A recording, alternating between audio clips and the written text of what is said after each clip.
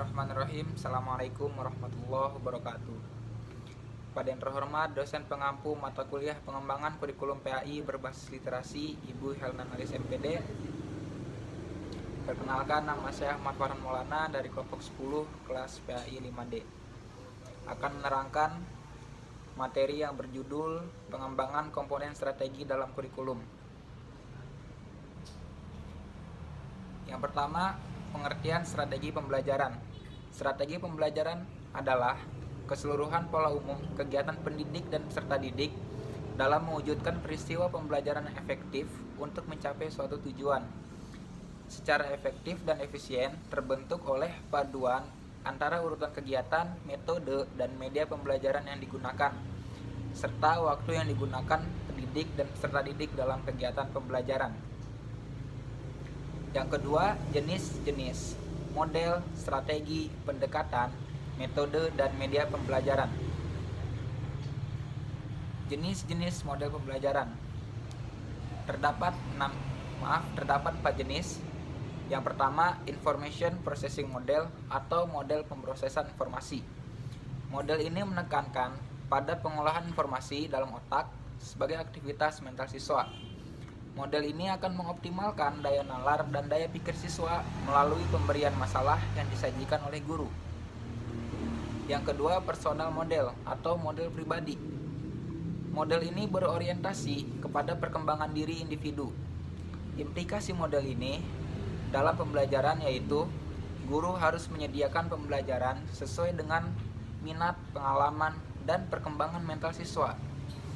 Yang ketiga, social interaction model atau model interaksi sosial.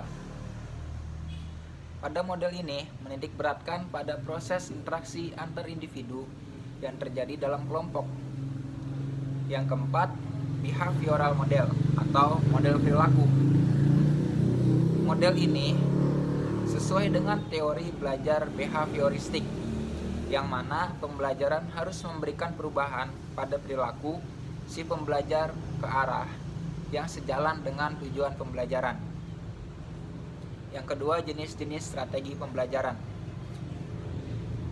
Terdapat 8 jenis strategi. Yang pertama, strategi pembelajaran ekspositori. Strategi ini ialah strategi pembelajaran yang menekankan kepada proses penyampaian materi secara verbal dari seorang pendidik kepada sekelompok peserta didik dengan maksud agar peserta didik dapat menguasai materi pembelajaran secara optimal. Strategi ini cenderung menekankan penyampaian informasi yang bersumber dari buku teks, referensi, atau pengalaman pribadi. Yang kedua, strategi pembelajaran inquiry. Strategi ini adalah rangkaian kegiatan pembelajaran yang menekankan pada proses berpikir secara kritis dan analitis untuk mencari dan menemukan sendiri jawaban dari suatu masalah yang dipertanyakan. Yang ketiga, strategi pembelajaran berbasis masalah. Strategi ini dapat diartikan sebagai rangkaian aktivitas pembelajaran yang difokuskan pada proses penyelesaian masalah atau problema secara ilmiah. Yang keempat, strategi pembelajaran kooperatif. Strategi pembelajaran kooperatif merupakan salah satu strategi pembelajaran yang dalam implementasinya mengarahkan para peserta didik untuk bekerja sama dalam kelompok-kelompok kecil, dan kelompok-kelompok yang berhasil mencapai tujuan pembelajaran akan diberikan penghargaan. Kerjasama yang dilakukan tersebut dalam rangka menguasai materi yang pada awalnya disajikan oleh pendidik atau guru. Yang kelima, strategi pembelajaran afektif. Strategi ini adalah rangkaian kegiatan pembelajaran yang menekankan pada pembentukan sikap yang positif pada diri peserta didik. Strategi ini pada umumnya menghadapkan peserta didik pada situasi yang mengandung konflik atau situasi yang problematif. Melalui situasi ini diharapkan peserta didik dapat mengambil keputusan berdasarkan nilai yang dianggapnya baik. Yang keenam, strategi pembelajaran kontekstual. Strategi ini ialah rangkaian kegiatan pembelajaran yang menekankan keaktifan dan keterlibatan siswa untuk mencari dan menemukan materi yang harus dikuasai dan mengaitkannya dengan kehidupan nyata, sehingga pada gilirannya siswa dapat mengaplikasikannya dalam kehidupan sehari-hari. Yang ketujuh, strategi pembelajaran aktif. Strategi pembelajaran aktif adalah metode pembelajaran di mana siswa diajak serta aktif dalam proses belajar mengajar. Dan yang terakhir, strategi pembelajaran kuantum. Strategi ini merupakan sebuah program percepatan pembelajaran yang ditawarkan Learning Forum, yaitu sebuah perusahaan pendidikan internasional yang menekankan perkembangan keterampilan akademis dan keterampilan pribadi. Selanjutnya ialah jenis pendekatan pembelajaran. Terdapat dua jenis pendekatan pembelajaran. Yang pertama, pendekatan teacher center. Pada pendekatan ini, pembelajaran berpusat pada guru sebagai seorang ahli yang memegang kontrol selama proses pembelajaran dalam aspek organisasi, materi, dan waktu. Guru di sini bertindak sebagai pakar yang mengutarakan pengalamannya sehingga dapat menstimulus perkembangan siswa. Yang kedua, pendekatan student center. Pendekatan ini mendorong siswa untuk mengerjakan sesuatu sebagai pengalaman praktik dan membangun makna atas pengalaman yang diperolehnya. Pusat pembelajarannya diserahkan langsung ke peserta didik dengan supervisi atau bimbingan dari guru. Selanjutnya ialah jenis-jenis metode pembelajaran. Jenis-jenis metode pembelajaran terdapat 7 metode. Yang pertama, metode ceramah, metode tanya jawab, metode diskusi, metode pemberian tugas, metode simulasi, metode demonstrasi, dan metode eksperimen. Metode ceramah merupakan suatu cara penyajian atau penyampaian bahan pelajaran secara lisan dari pendidik kepada sekelompok peserta didik. Selanjutnya, metode tanya jawab. Metode ini merupakan metode pengajaran yang memungkinkan terjadinya komunikasi langsung yang bersifat dua arah, dari pendidik ke peserta didik atau sebaliknya dari peserta didik ke pendidik. Selanjutnya ada metode diskusi. Metode ini merupakan metode yang cara penyampaian bahan ajarnya memberikan kesempatan kepada peserta didik untuk mengumpulkan pendapat, membuat kesimpulan, atau menyusun berbagai alternatif pemecahan masalah. Yang keempat, ada metode pemberian tugas. Metode ini ialah sebagai suatu cara interaksi belajar mengajar dengan cara memberikan tugas-tugas pada peserta didik untuk dikerjakan secara sekelompok atau perorangan. Yang kelima, metode simulasi. Metode ini merupakan metode mengajar yang dapat digunakan dalam pembelajaran kelompok. Mengajar dengan simulasi, objeknya bukan benda atau kegiatan yang sebenarnya, tetapi kegiatan mengajar yang bersifat pura-pura. Yang keenam, metode demonstrasi. Metode ini merupakan metode mengajar yang menyajikan bahan pelajaran dengan mempertunjukkan secara langsung objeknya atau dengan melakukan sesuatu yang mempertunjukkan proses tertentu. Dan yang terakhir, metode eksperimen. Metode ini merupakan metode mengajar dalam penyajian atau pembahasan materinya melalui suatu percobaan atau mencobakan sesuatu secara mengamati dengan proses. Selanjutnya, jenis-jenis media pembelajaran. Yang pertama ialah media visual. Media visual adalah media yang bisa dilihat. Media ini mengandalkan indera penglihatan. Yang kedua, media audio. Media audio adalah media yang bisa didengar. Media audio ini mengandalkan indera telinga sebagai salurannya. Yang ketiga, media audiovisual.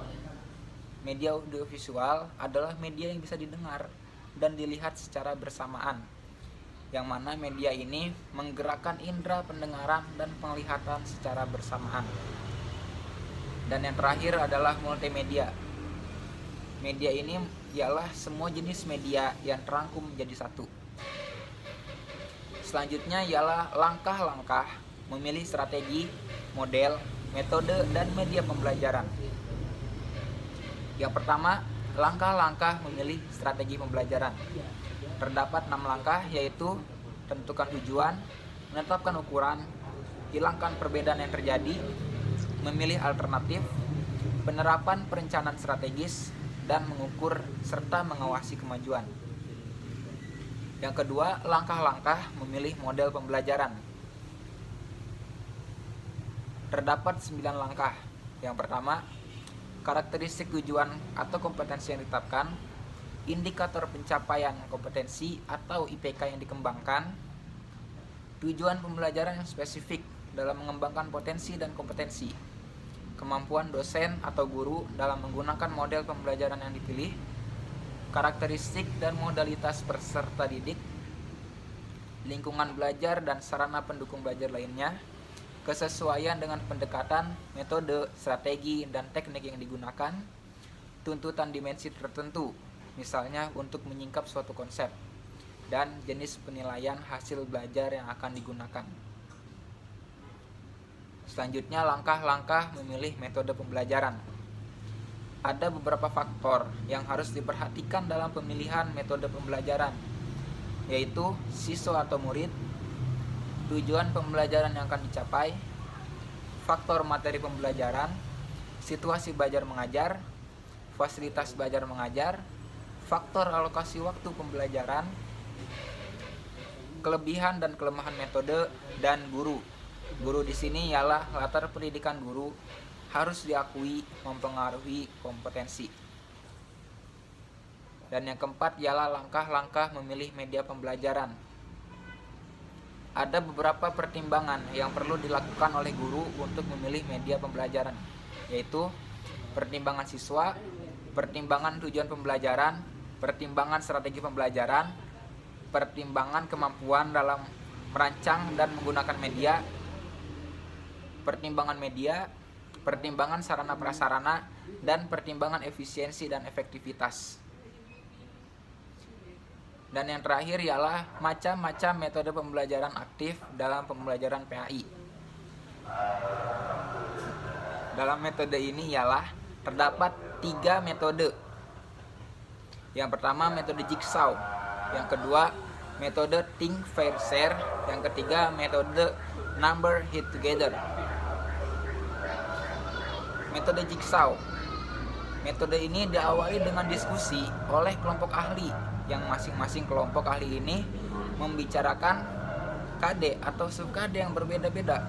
Misalnya, suatu tatap muka dibahas kelompok rukun wudu.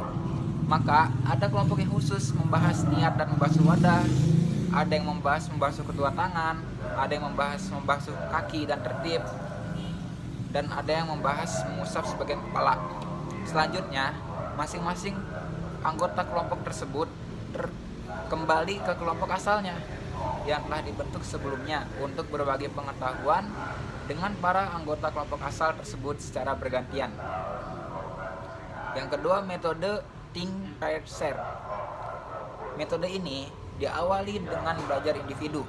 Misalnya, setiap siswa membaca rukun wudu pada buku PAI yang dipegangnya. Setelah itu, peserta didik diminta berpasangan untuk berbagi pengetahuan tentang rukun wudu yang telah dipelajari secara individu. Dan terakhir, pasangan tersebut berbagi hasil diskusinya dengan pasangan-pasangan yang lain. Dan yang ketiga, metode number hit together. Metode ini ialah guru membuat kelompok belajar yang terdiri dari 5 anggota pada masing-masing kelompok. Setiap anggota dari nomor urut 1 sampai 5. Selanjutnya, guru yang pada waktu itu akan menjelaskan materi PAI tentang zakat meminta semua kelompok untuk membaca dan mendiskusikan buku PAI pada bab zakat. Dan ketua kelompok harus memastikan semua anggotanya paham. Baik, cukup sekian dari saya atas pemaparan materi ini. Terima kasih. Assalamualaikum warahmatullahi wabarakatuh.